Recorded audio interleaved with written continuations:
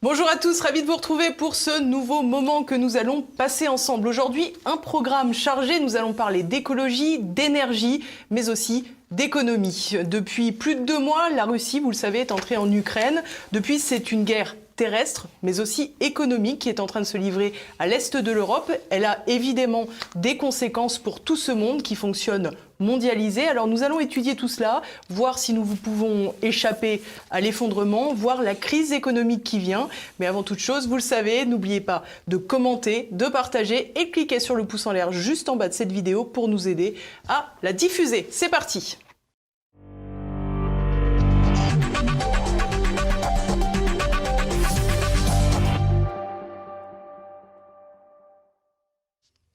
Et à mes côtés pour cette émission, Philippe Murer. Bonjour monsieur, merci d'être avec nous. Bonjour Alice Blaise. Alors vous êtes économiste, spécialiste de l'écologie. Votre dernier ouvrage, Sortir du capitalisme du désastre, est paru chez Jean-Cyril Godefroy. Vous en aviez produit d'autres, notamment sur la transition écologique. Alors pour commencer, Philippe Murer, allons aux sources de ce sujet, à l'énergie en tant que telle. On parle beaucoup des échanges de gaz entre l'Europe et la Russie. Est-ce que vous pouvez nous expliquer ces échanges précisément? De quelle énergie parle-t-on? Oui, tout à fait. Alors la Russie, en fait, c'est le premier exportateur mondial de gaz, le deuxième de pétrole et le troisième de charbon. Donc c'est le premier exportateur mondial d'énergie, tout simplement. Et les échanges, c'est l'Europe qui achète à la Russie à peu près un peu plus d'un tiers de son énergie fossile, donc 40% pour le gaz et le charbon, 30% pour le pétrole. Pour la France, c'est moins, parce que la France a une politique plus diversifiée puisqu'il y a une stratégie énergétique, ce qui n'est pas le cas dans tous les pays d'Europe, c'est uniquement 10% du pétrole et 20% du gaz de tête. Voilà. Alors, on a le sentiment, toutefois, que la dépendance vis-à-vis de la Russie est différente selon les pays d'Europe. On voit que l'Allemagne, notamment, elle prend beaucoup plus de gaz à la Russie que la France. Exactement. L'Allemagne dépense beaucoup plus d'énergie fossile que la France, déjà. Et en plus, elle achète beaucoup de gaz et même de charbon à la Russie, quoi. Donc elle est beaucoup plus dépendante. Il y a des pays, je crois que c'est quasiment 100% du gaz qui est russe. Et il faut faire évidemment un lien direct entre l'acheminement d'une très grosse quantité d'énergie de la part d'un pays et sa souveraineté énergétique. Oui, tout à fait. L'Europe n'est pas du tout souveraine au niveau énergétique. Le pays le plus souverain, c'est la France, c'est aussi la Suède. La France avec son nucléaire, la Suède avec le nucléaire et ses barrages hydroélectriques très nombreux. Mais effectivement, il y a plein de pays qui dépendent complètement de l'énergie fossile d'autres pays du monde, d'autres zones du monde. On pourrait se dire... ils sont dépendants d'un pays, notamment là la Russie, mais en même temps ils ont plus d'un tour dans leur poche, j'allais dire, et donc ils ont quelque chose à substituer derrière. Est-ce que c'est le cas ? Oui, parce que la Russie a besoin des équipements mécaniques, des ventes d'exportation mécaniques, les exportations de luxe françaises, même si elles pourraient s'en passer, et de divers biens, effectivement, qui viennent de l'Europe. Après, avec la mondialisation, l'Europe et les États-Unis ne sont plus les seuls à les produire. La Chine peut aussi leur vendre. Et c'est là où, évidemment, se passe tout ce jeu géopolitique. En fait, on peut se passer de l'Europe et des États-Unis maintenant. Alors aujourd'hui, si on devait résumer les intérêts énergétiques de chacune des parties qui sont, c'est-à-dire quasiment l'intégralité du monde, je crois, sur la question du conflit ukrainien, qu'est-ce qu'on pourra en dire ? En fait, le conflit ukrainien fait monter les prix de l'énergie. Et en fait, même les sanctions économiques font monter le prix de l'énergie parce que la Russie a toujours fourni son gaz, même pendant la guerre froide, elle a fourni toujours son gaz, son pétrole, elle n'a jamais arrêté ses livraisons.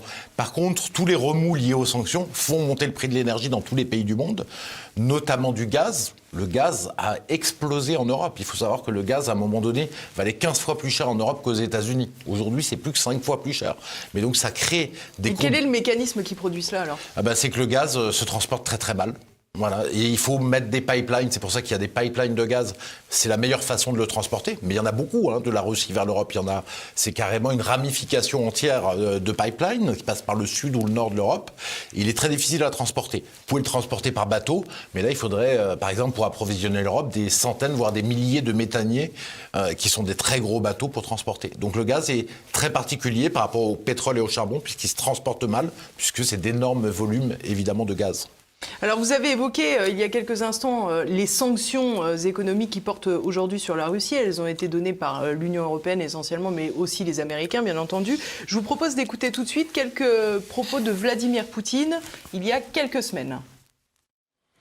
Сегодня мною подписан указ, который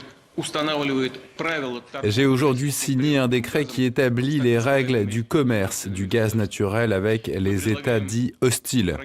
Nous proposons aux contreparties de ces pays un schéma clair et transparent. Si ces paiements ne sont pas effectués, nous considérons qu'il s'agit d'un défaut de paiement de la part des acheteurs avec toutes les conséquences qui en découlent. Personne ne nous vend quoi que ce soit gratuitement et nous n'allons pas faire de travail caritatif. Autrement dit, les contrats existants seront arrêtés.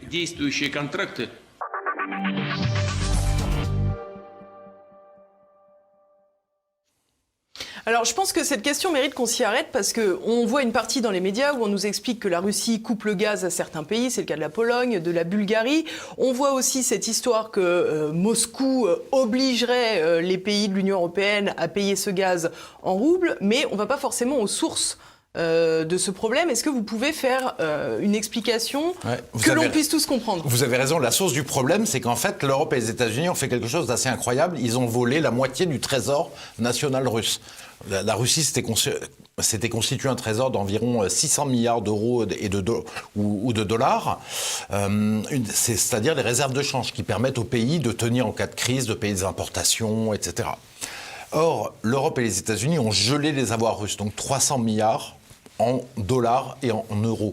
Et donc ça veut dire que les Russes n'ont plus accès à la moitié de leur trésor national. Et d'ailleurs, Biden explique que pourquoi pas l'utiliser pour reconstruire l'Ukraine. Donc là, ça serait un vol pur ce serait de et la simple. spoliation. C'est de la spoliation. D'ailleurs, juridiquement, ça pose un problème pour les monnaies américaines et européennes parce que qui veut investir dans des pays qui sont prêts à voler l'argent du pays, quoi. Évidemment que c'est un problème important.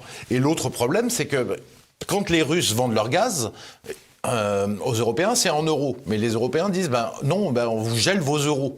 Donc c'est comme si, effectivement, comme le dit Poutine, en fait, ils vendent leur gaz, mais ils ne sont pas payés. C'est comme si on mettait de l'argent dans une caisse trouée, quoi. Exactement. Et ils ne sont pas payés, ils ne peuvent pas l'utiliser. Donc, qu'ont proposé les Russes, franchement, ils ont essayé que chacun puisse sauver la face et ils ont proposé aux Européens de vendre, que Gazprom vende le gaz contre des euros.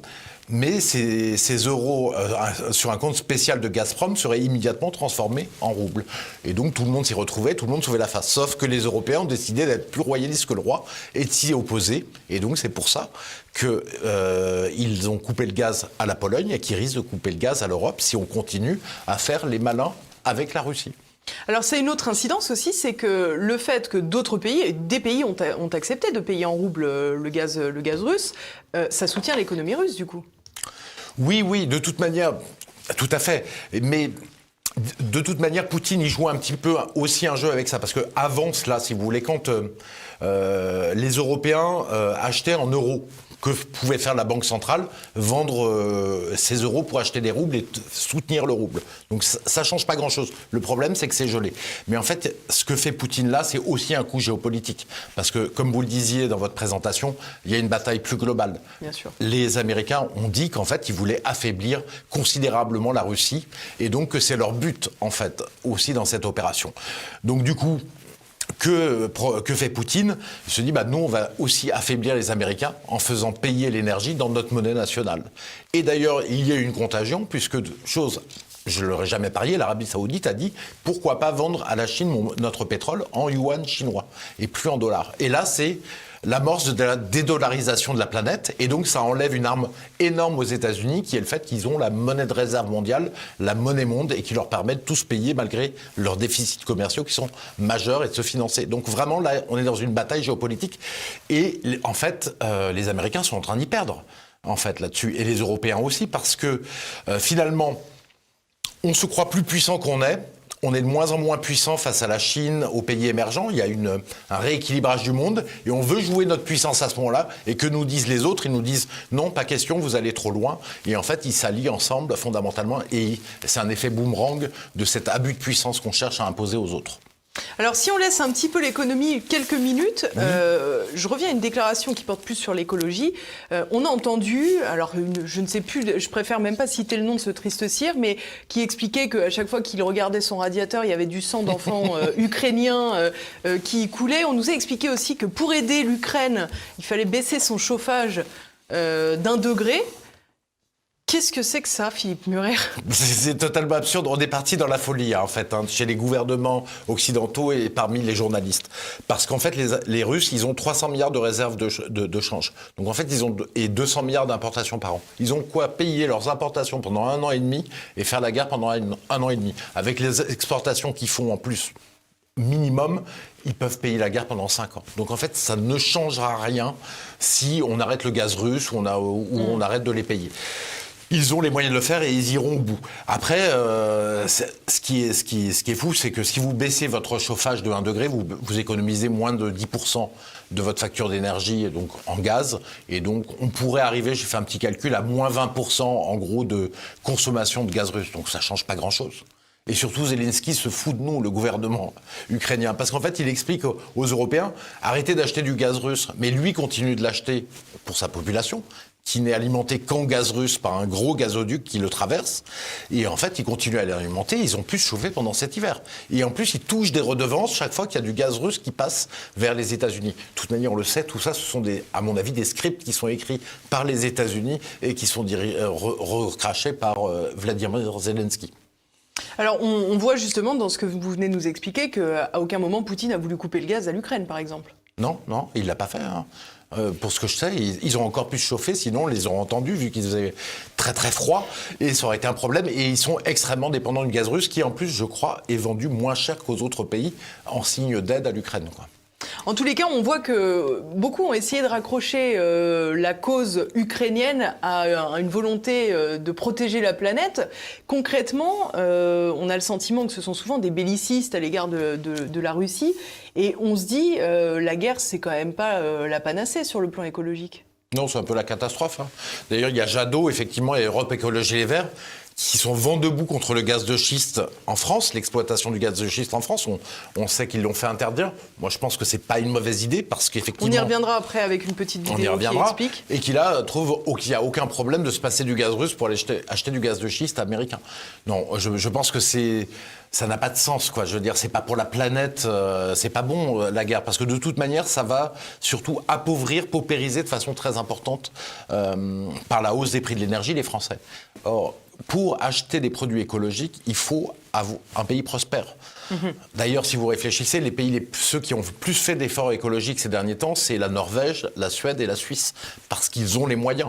La Norvège, ils ont énormément de voitures électriques, mais parce que les gens ont les moyens. En France, ils ont moins les moyens de se les acheter. Et d'ailleurs, on le voit instantanément. Hier, il y avait une dépêche qui sortait. C'est la chute des ventes du bio. Comme les gens ont moins d'argent, moins de pouvoir d'achat à cause des prix de l'énergie qui montent, à cause des sanctions économiques, on se retrouve avec les gens qui ont baissé de 7% leur consommation en produits bio pour la première fois depuis très longtemps. Alors vous dites que les prix de l'énergie ont augmenté avec la crise en Ukraine, alors oui. C'est exact, mais on voit par exemple que l'augmentation des carburants a commencé bien avant. Oui, elle a commencé avant parce qu'on a aussi de toute manière, et c'est un autre aspect un peu intéressant, c'est qu'en fait on commence à manquer d'énergie dans le monde entier. Au niveau du pétrole, d'ailleurs, dès qu'il y a un moindre problème, le pétrole flambe très vite et très profondément. On a vraiment de plus en plus de mal sur le pétrole notamment, mais sur le gaz aussi. Sur le gaz, si vous y pensez, alors les gisements de pétrole du Royaume-Uni sont quasiment terminés, alors qu'ils ont commencé dans les années 80. Les gisements de gaz s'épuisent. En Hollande, il n'y en a plus du tout. Et même en Norvège, qui était un peu l'espoir pour l'Europe, depuis 3 ans, ça baisse. Donc il y a un manque d'énergie globalement. Il y a une difficulté à produire. Et d'ailleurs, je lis des documents de l'Institut français du pétrole qui nous parlent de pics pétroliers à venir d'ici 5 ans. Enfin, ça, c'est un peu un serpent de mer. Oui, sauf qu'en fait, c'est la réalité qui se passe. C'est pour ça que les prix augmentent vite, c'est qu'on n'arrive plus à produire. Et si vous voulez, si on va forer du pétrole qui coûte $50 le baril aux États-Unis et pas du pétrole qui coûte quelques dollars quand c'est du pétrole simple, c'est qu'il n'y a plus de pétrole facile à exploiter, quoi. Donc clairement. Et j'ai vu des documents de l'Institut français du pétrole qui le disaient. En plus, comme on n'investit pas dans les énergies fossiles pour la recherche sur préconisation écologique, finalement, ça tend et ça accélère encore le processus, quoi. Très clairement. Donc on a un vrai manque d'énergie. Et qu'est-ce que ça dit? C'est que les Européens sont un peu dingues. Ils se tirent une balle dans la tête puisqu'ils sont en train de vouloir se passer de l'énergie russe au moment où c'est complexe de trouver des sources d'énergie dans le monde et que l'énergie est plutôt rare. Donc c'est vraiment extrêmement dangereux. Alors vous avez dit tout à l'heure quelque chose de fondamental que certains qualifierais sans doute de complotiste. Il fallait bien que je place le mot. Vous avez dit qu'on a l'impression que le scénario était écrit d'avance par les États-Unis. Alors, pour aller dans votre sens, puisque moi aussi je suis complotiste, comme chacun le sait, j'ai retrouvé une vidéo de l'AFP, donc qui n'est pas connue pour être un organe de propagande, du 8 février dernier, c'est-à-dire une quinzaine de jours avant l'invasion des Russes en Ukraine. Je vous propose de l'écouter. Si la Russie envahit, c'est-à-dire que des tanks et des troupes traversent la frontière de l'Ukraine à nouveau, alors il n'y aura plus de gazoduc Nord Stream 2. Nous y mettrons fin.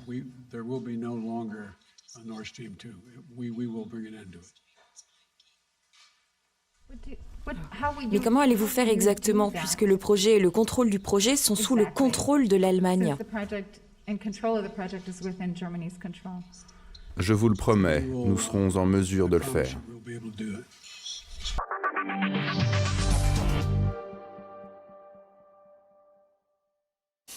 Bon, du coup, finalement, je ne sais pas qui est complotiste. Oui, on se demande d'ailleurs qui est propriétaire de Nord Stream 2. On a l'impression que c'est les Américains et pas les Allemands.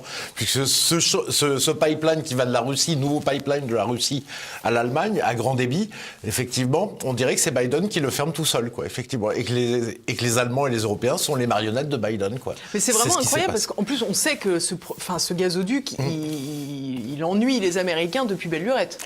Oui, c'est clair. Il l'ennuie et ils voulaient le fermer. Ils ont mis d'énormes pressions.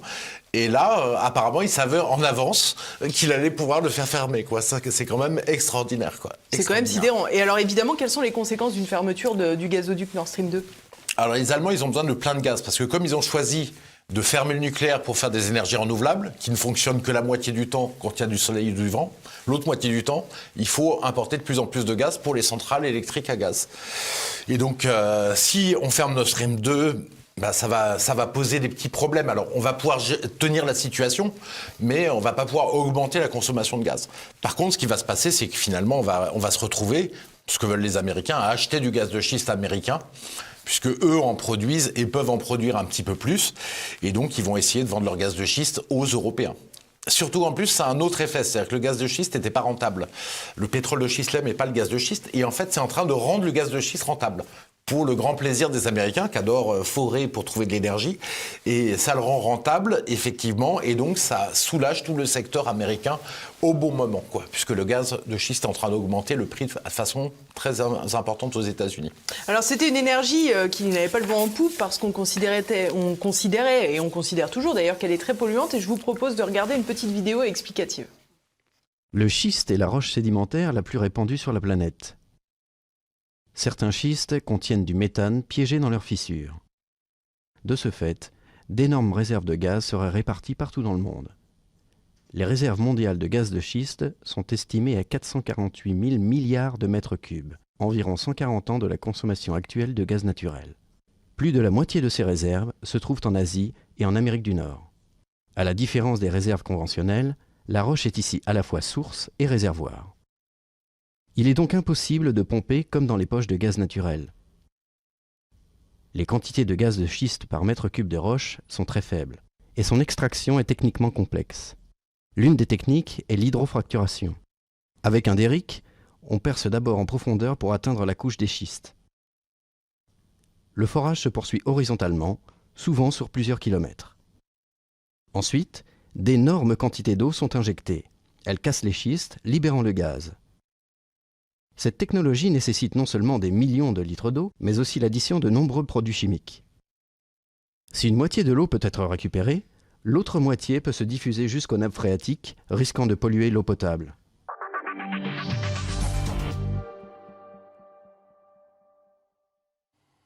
Bon, là, on ne tisse pas les louanges du gaz de schiste, visiblement. Est-ce que vous êtes d'accord avec cette analyse, cette explication ? Ouais, c'était parfait, au moins tout est expliqué.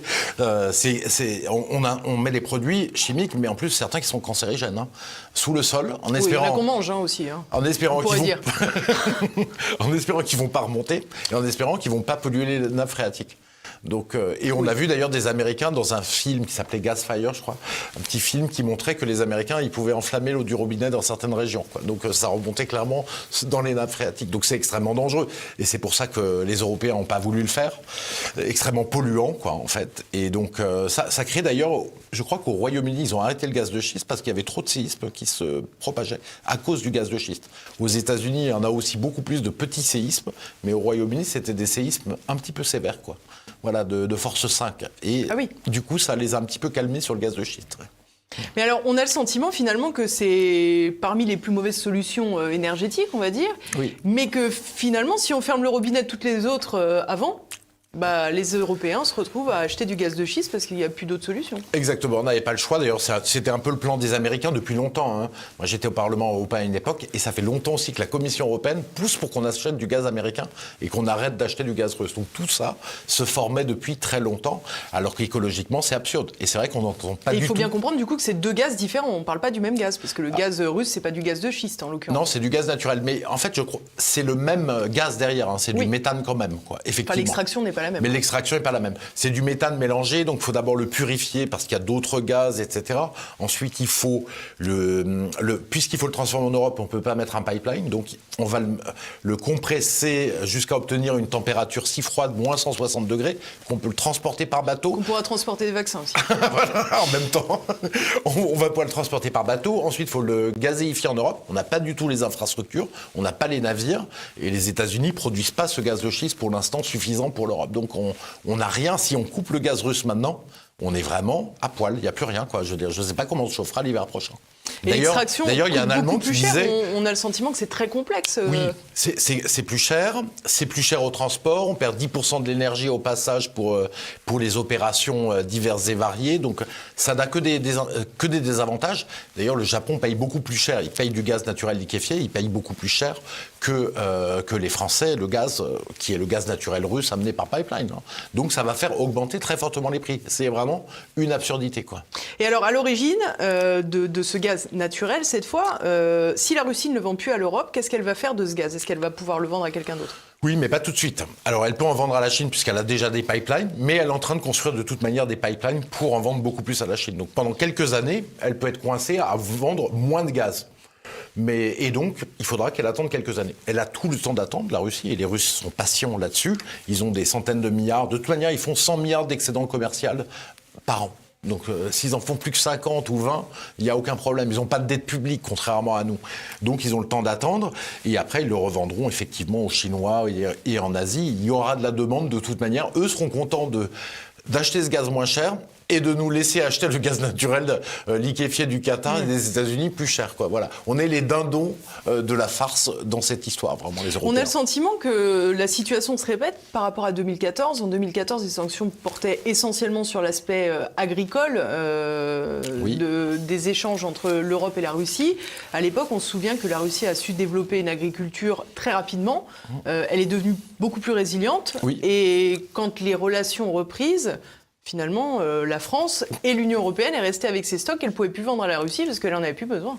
Exactement. En fait, les Russes ont fait du protectionnisme forcé par les Américains et les Européens, et ça leur a permis de développer fortement leur agriculture, à tel point que maintenant, le problème, c'est qu'ils sont devenus un très gros exportateur mondial de blé, et qu'en fait, ils font flamber les prix du blé dans l'attente il va y avoir des problèmes avec l'Ukraine et la Russie pour les exportations, quoi. D'ailleurs, à ce sujet, on parle beaucoup d'un risque de pénurie. On voit qu'il n'y a plus d'huile, est-ce que c'est un lien ?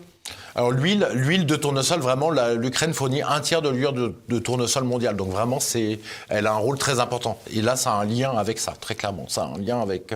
Mais ça, enfin, quoique l'huile n'est pas encore sortie. Donc c'est aussi des gens qui stockent pour spéculer effectivement en avance, en attendant. Il n'y a pas de petit profit, même avec de l'huile. Ah oui. De toute manière, il y a un tel niveau avec des taux zéro qui sont en train de changer de taux zéro, on en parlera peut-être. Mais il y a de la spéculation partout. Je veux dire, sur le pétrole, sur le gaz, sur l'huile. Le gaz, à un moment donné, il valait 3 fois plus cher qu'aujourd'hui. Et c'est 20 fois plus cher qu'il y a un an, quoi. Donc il y a un emballement des prix sous le fait d'une spéculation qui n'est absolument pas réglementée en Europe et aux États-Unis. Et sur l'huile de tournesol, très probablement, ça doit être ça. Alors j'aimerais qu'on s'arrête quand même un moment sur la position, on l'a un peu évoqué déjà, sur la position des écologistes, sur le côté, je vais utiliser un mot anglais à dessein parce qu'il est presque figé, c'est le greenwashing comme on dit, où on voit qu'on a essayé de faire passer les sanctions économiques contre la Russie comme quelque chose de très vertueux sur le plan écologique.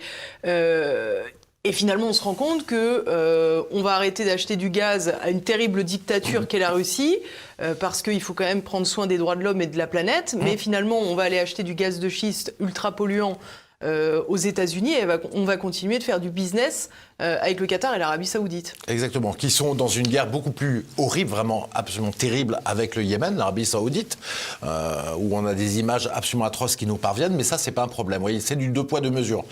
Oui, c'est du greenwashing, et puis c'est aussi de l'atlantisme. Sans parler de comment est armée l'Arabie Saoudite face au Yémen, d'ailleurs. Aussi. Effectivement, avec l'aide des pays occidentaux. Oui, donc il y a vraiment une utilisation de la morale pour faire avancer dans la direction que veulent les gouvernements qui est assez insupportable, quoi, effectivement. Et qu'il faut dénoncer parce que c'est quand même assez incroyable. Et puis Jadot, il faut qu'ils arrêtent de se moquer du monde, quoi. Effectivement, ils passent leur temps à culpabiliser les Français qui n'est pas assez écolo, sachant que, je le rappelle, la France est le deuxième pays le plus écologiste du monde, le plus propre sur l'environnement selon pas mal de classements internationaux, la majorité des classements. Et lui, il n'arrête pas de nous dire qu'on est nul, etc., pour nous culpabiliser, pour nous faire avancer. Et en même temps, il laisse acheter du gaz de schiste aux États-Unis. Enfin, ça n'a aucun sens, quoi. Tout ça n'a aucun sens. Si on fait un peu de prospective, Philippe Murer, comment vous voyez la suite de l'économie? Comment vous voyez la suite? Alors, on a évoqué un petit peu cette question des pénuries, on a évoqué cette question du changement, de la transformation du mix énergétique en Europe. Oui.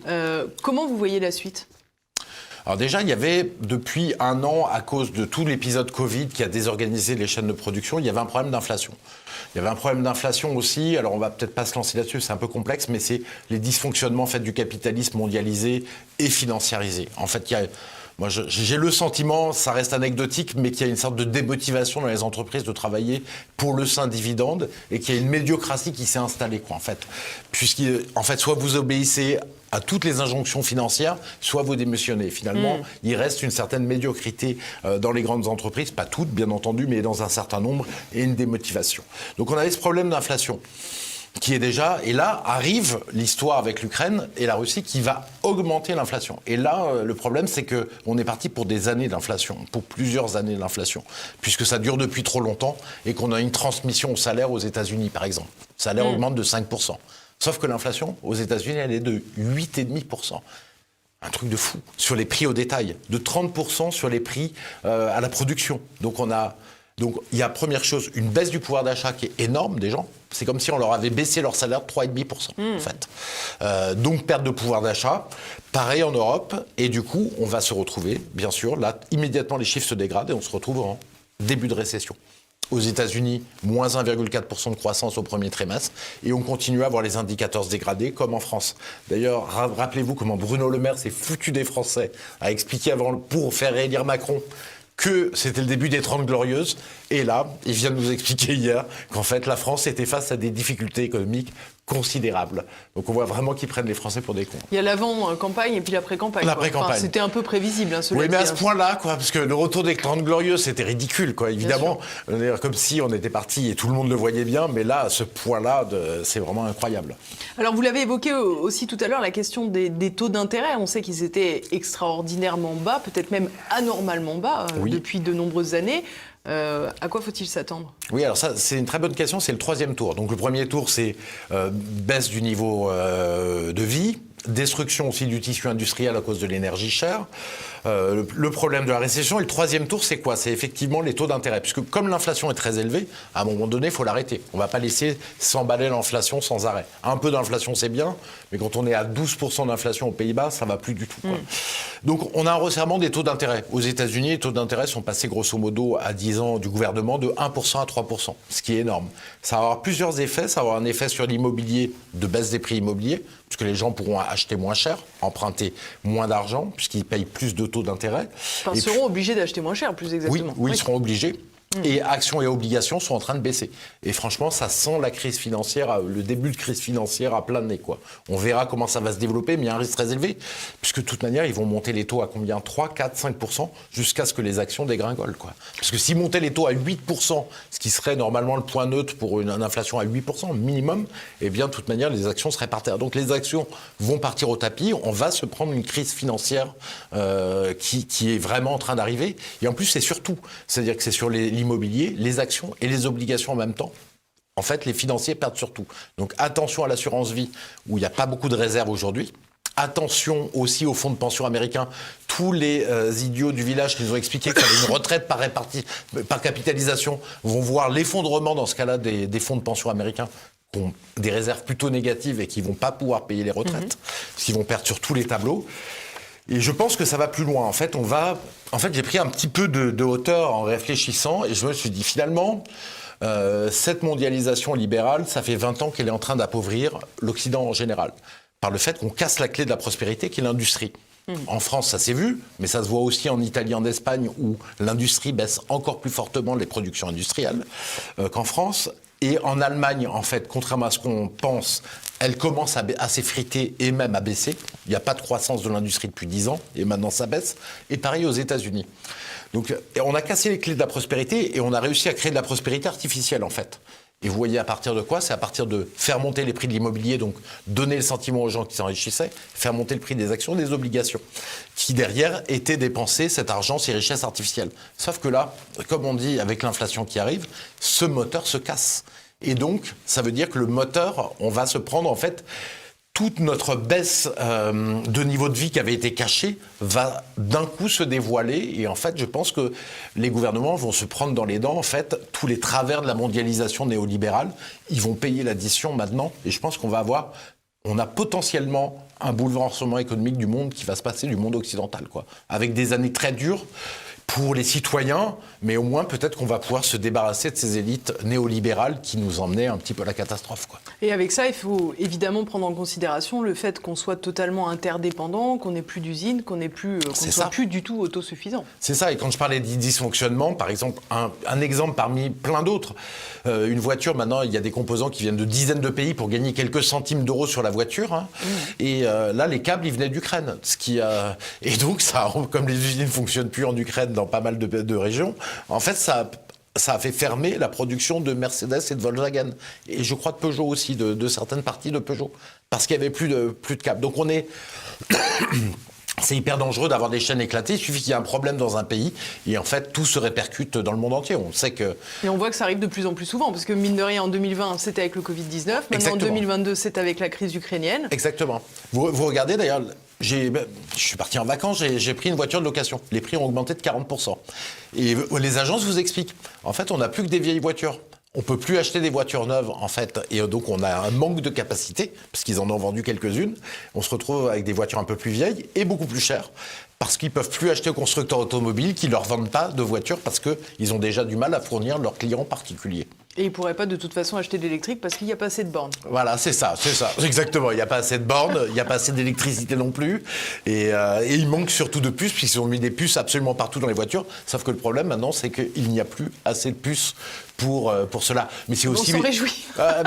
Oui, on s'en réjouit, parce que c'est extrêmement désagréable. Il y en a tellement partout, on ne s'y retrouve plus.